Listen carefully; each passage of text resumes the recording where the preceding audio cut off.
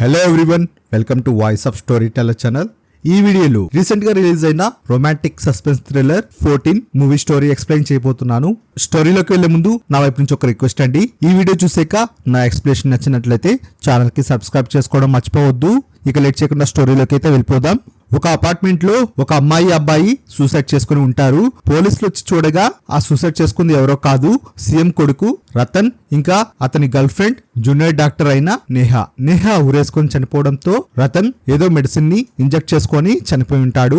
CM వచ్చి తన కొడుకు చనిపోవడం చూసి షాక్ అయిపోతాడు. పోలీసులంతా ఆ సూసైడ్ జరిగిన స్పాట్ ని బాగా గమనిస్తారు, కానీ వాళ్ళిద్దరూ సూసైడ్ చేసుకున్నారని కన్ఫర్మ్ చేసుకుంటారు.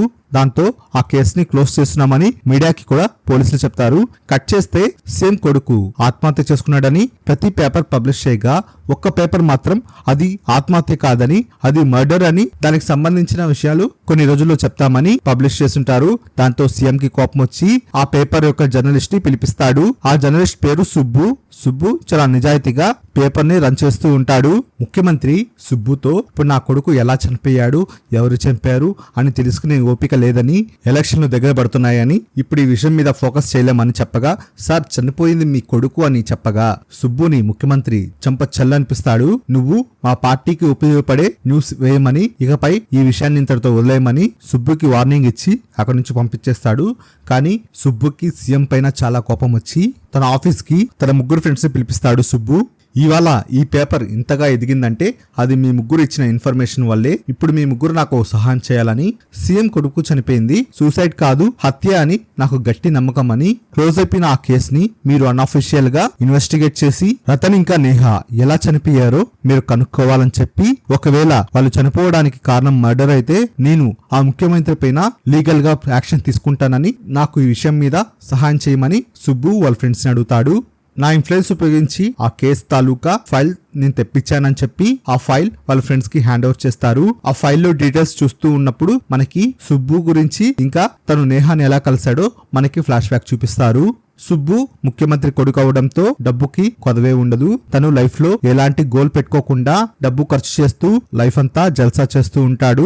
రతన్ కి తన ఫ్రెండ్ ద్వారా డాక్టర్ అయిన నేహా పరిచయం అవుతుంది. డాక్టర్ అయిన నేహా ఒక పార్టీలో పరిచయం అవుతుంది. కానీ అప్పటికే రతన్ కి ఆల్రెడీ ఒక గర్ల్ ఫ్రెండ్ ఉంటుంది.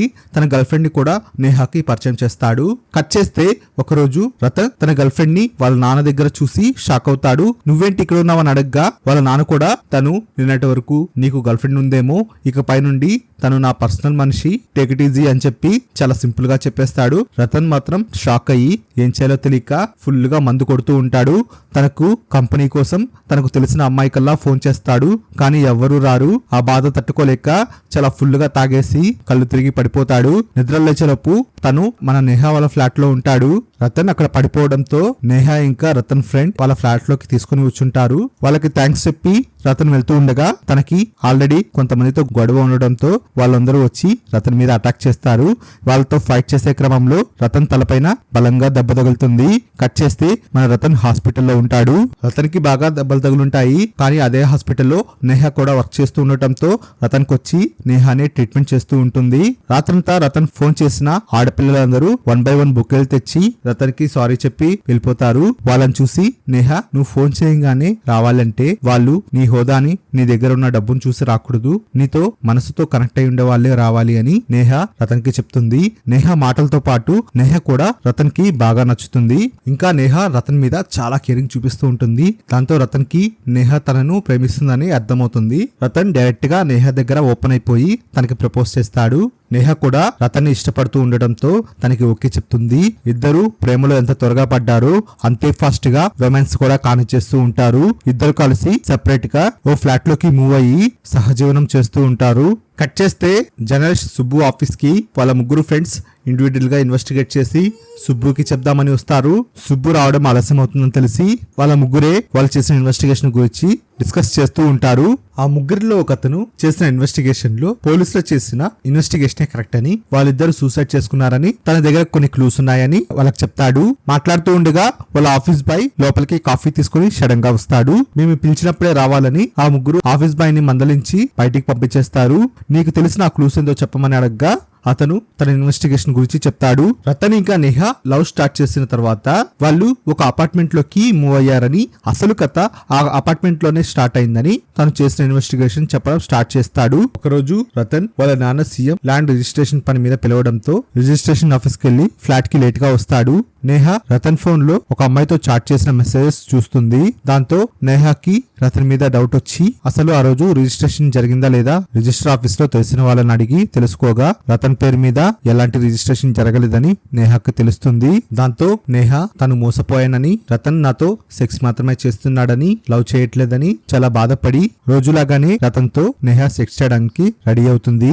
నేహ అప్పుడప్పుడు రతన్ కి మూడ్ ఎక్కువ రావడానికి తనకి ఓ డ్రగ్ ని ఇంజెక్ట్ చేస్తుంది.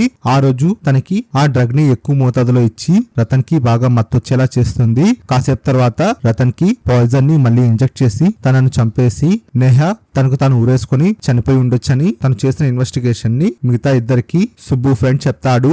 వాళ్ళల్లో ఒక అతను నువ్వు చెప్పింది 80% కరెక్ట్ అయి ఉండొచ్చని, కానీ ఇది పూర్తిగా కరెక్ట్ కాదని, ఎందుకంటే ఒకవేళ నేహ రతన్ని చంపేసి తనకు తాను ఊరేసుకుని ఉంటే అక్కడ వాళ్ళ ఫింగర్ ప్రింట్స్ కనిపించేవని, కానీ అలాంటివేమి పోలీస్ ఇన్వెస్టిగేషన్ రాలేదని, సో అలా జరిగి ఉండదని అతను తేల్చి చెప్తాడు. వాళ్ళలో రెండవ అతను తను చేసిన ఇన్వెస్టిగేషన్ గురించి చెప్పడం స్టార్ట్ చేస్తాడు. అసలు ఈ స్టోరీ రతన్ ఇంకా నేహ పార్టీలో కలిసినప్పటి నుంచి స్టార్ట్ అవ్వలేదని, దానికి ముందే రోషిని అనే అమ్మాయి రతన్ కి ప్రపోజ్ చేసినప్పుడు స్టార్ట్ అయిందని తను చేసిన ఇన్వెస్టిగేషన్ గురించి చెప్పడం స్టార్ట్ చేస్తాడు. రోషినికి రతన్ అంటే చాలా ఇష్టం. రోషిని కూడా ఒక జూనియర్ డాక్టర్. రోషిని ఫ్రెండే నేహ. రోషిని ద్వారానే నేహ రతన్ కి పరిచయం ఉంటుంది. కానీ రోషిని రతన్ ని లవ్ చేస్తూ ఉంటుంది. ఆ విషయం రతన్ కి కూడా చెప్పగా రతన్ నేను ఫ్రెండ్ లాగే చూశానని, ఒక లవర్ గా నేను ఊహించుకోలేనని చెప్పి తన మనసు నొచ్చుకోకుండా రతన్ చెప్పి అక్కడి నుంచి వెళ్ళిపోతాడు. కానీ రతన్ నేహాతో ప్రేమలో పడిపోతాడు. కానీ రోషిని రతన్ నేహ లవ్ చేసుకోవడం అస్సలు నచ్చదు.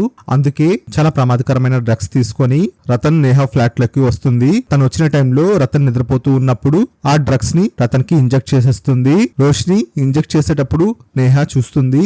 ఎందుకు ఆ డ్రగ్ ఇస్తున్నావని ఆపేలోపే రతన్ ఆ డ్రగ్ వల్ల చనిపోతాడు. దాంతో నేహ ఏడుస్తూ రోషినితో గొడవ పడడంతో రోషిని నేహ గొంతు నొక్కి చంపేస్తుంది. తను చంపినట్టు ఎవరికి తెలియకుండా వాళ్ళిద్దరు బాడీస్ పైన తన ఫింగర్ ప్రింట్స్ కొన్ని కెమికల్స్ తో తుడిచేసి రతన్ ఆ డ్రగ్ వేసుకొని సూసైడ్ చేసుకున్నట్టు, ఇంకా నేహ ఊరేసుకొని సూసైడ్ చేసుకున్నట్టు ఆడ సీన్ క్రియేట్ చేసి వెళ్ళిపోతుంది. రోషిని ఇంటి ఓనర్ ఇచ్చిన ఇన్ఫర్మేషన్, ఇంకా తను వర్క్ చేసే హాస్పిటల్లో డాక్టర్ ఇంకా నర్స్ ఇచ్చిన ఇన్ఫర్మేషన్, ఇంకా తను మెడికల్ షాప్ లో డ్రగ్స్ కొని వస్తుండగా అక్కడ సీసీ ఫుటేజ్, ఈ ఇన్ఫర్మేషన్ తో రోషినియే ఇదంతా చేసిందని మనం పక్కగా చెప్పొచ్చని సుబ్బు ఫ్రెండ్ చెప్తాడు. రోషిని తన ఫింగర్ ప్రింట్స్ కనపడకుండా కెమికల్స్ తో తుడిచేసిందని, అందుకే ఆ సీన్ ఆత్మహత్యలా పోలీసులు కన్ఫర్మ్ చేసుకున్నాడని ఆ వ్యక్తి చెప్తాడు.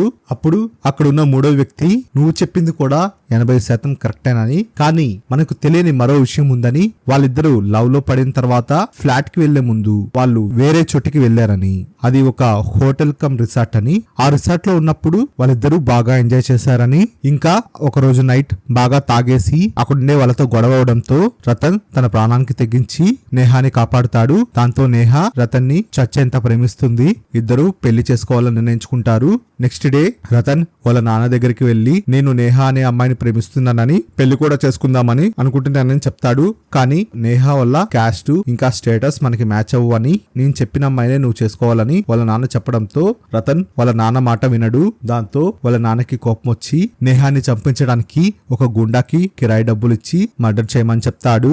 ఆ రౌడీ నేహాన్ని చంపడానికి వాళ్ళ ఫ్లాట్ కి వెళ్ళగా అక్కడ రతన్ కూడా ఉండటంతో సీఎం కి కాల్ చేసి మీ బాబు కూడా ఉన్నాడని చెప్తాడు. కానీ అప్పటికే చాలా కోపంగా ఉన్న సీఎం వీలైతే నేహాన్ని చంపని, మా వాడు అడ్డొస్తే మా అబ్బాయిని కూడా చూడకుండా ఇద్దరిని చంపేయమని గట్టిగా వార్నింగ్ ఇస్తాడు. వాళ్ళ పిఏ మన అబ్బాయిని ఎందుకు చంపడం అని అడగ్గా ఎన్నో రాత్రులు నిద్ర లేకుండా కష్టపడి నేను ఈ స్థాయికి వచ్చానని, కానీ ఒక్కరోజు 5 నిమిషాలు నిద్ర ఆపుకొని చేసిన పనికి వాడు పుట్టాడని, నాకు వాడికన్నా ఈ పదవే ఇంపార్టెంట్ అని సీఎం చెప్తాడు. దాంతో ఆ గుండా నేహ ఫ్లాట్ లోకి వెళ్లి నేహాన్ని చంపుతూ ఉన్నప్పుడు రతన్ అడ్డుపడతాడు. అప్పుడు పక్కనే ఉన్న నీడిల్లో చాలా ఎక్కువ డోసులో డ్రగ్ నింపు ఉంటుంది. ఆ నీడిల్ ని రతన్ కి ఇంజెక్ట్ చేయగా రతన్ డోస్ ఎక్కువై చనిపోతాడు. ఆ రౌడీ నేహాని కొట్టి అక్కడున్న ఒక క్లాత్ తో ఊరేసి చంపేస్తాడు. ఇదే 100% జరిగి ఉండొచ్చని అక్కడున్న సుబ్బు ఫ్రెండ్ మూడో వ్యక్తి తన ఇన్వెస్టిగేషన్ గురించి చెప్తాడు. దీంతో మనం ఈ కేసు క్రాక్ చేసామని చెప్పి ముగ్గురు కన్ఫర్మ్ చేసుకుంటారు. కానీ అక్కడున్న ఆఫీస్ బాయ్ లోపలికి వచ్చి మీరు కూడా కూడా ఈ కేసు 80% మాత్రమే కంప్లీట్ చేశారని, ఆ కేసు సూసైడ్ కాదని, ముమ్మాటికి మర్డరేనని ఆ ఆఫీస్ బాయ్ చెప్తాడు. దాంతో ఆ ముగ్గురు షాక్ అవుతారు.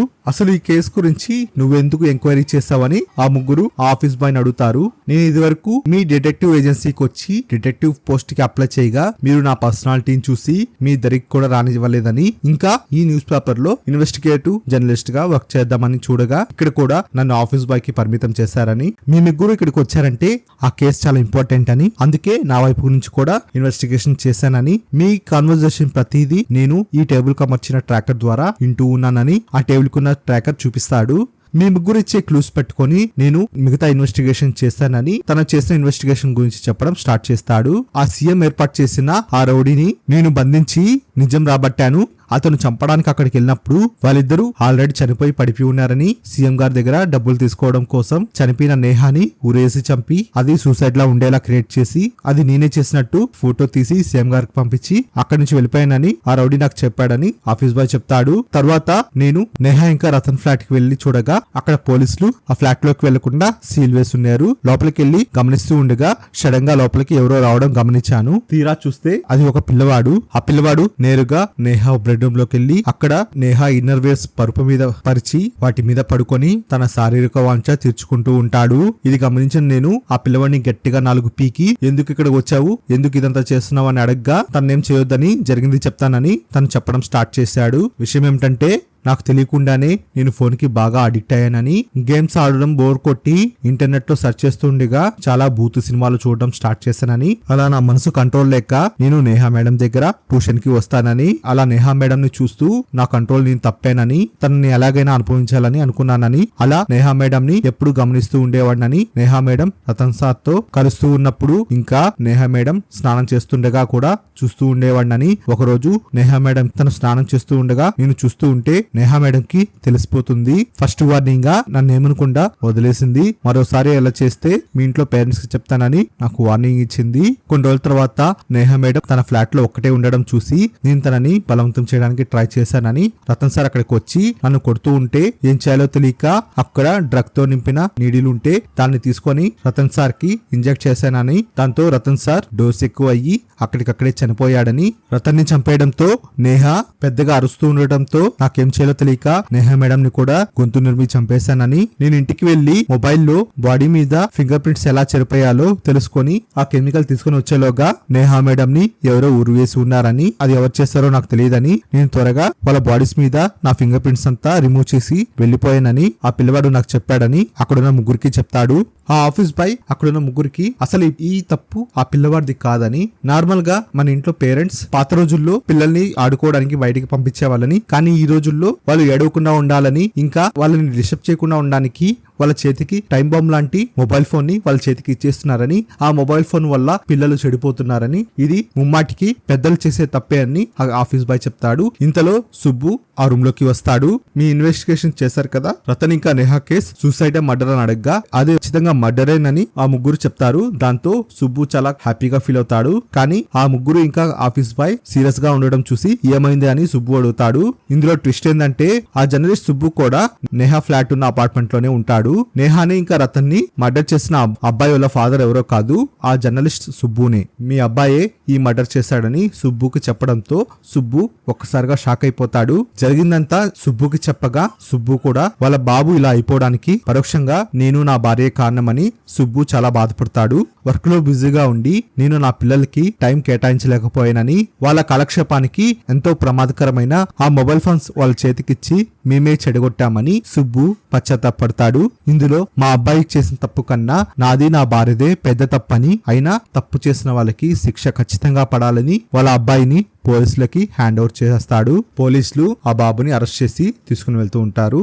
ఇంతకీ ఈ సినిమాకి 14 అని ఎందుకు టైటిల్ పెట్టారంటే, ఈ సినిమాలో రతన్ ఇంకా నేహాని చంపిన పిల్లవాడి వయసు 14 ఏళ్లు. 14 ఏళ్ల పిల్లవాడు ఓ మొబైల్ ఫోన్ వల్ల ఇద్దరిని చంపవలసి వచ్చిందని, ఈ 14 ఏళ్ల వయసులో అప్పుడే వయసుకు వస్తున్న పిల్లల పట్ల పెద్దలు ఏ రకంగా ప్రవర్తిస్తున్నారో ఈ సినిమా ద్వారా మనకి తెలియచేయాలనుకున్నారు. అందుకే ఈ సినిమాకి 14 అని టైటిల్ పెట్టారు. మీకు నా స్టోరీ ఎక్స్ప్లెనేషన్ నచ్చినట్లయితే ప్లీజ్ ఈ వీడియోకి లైక్ చేయండి.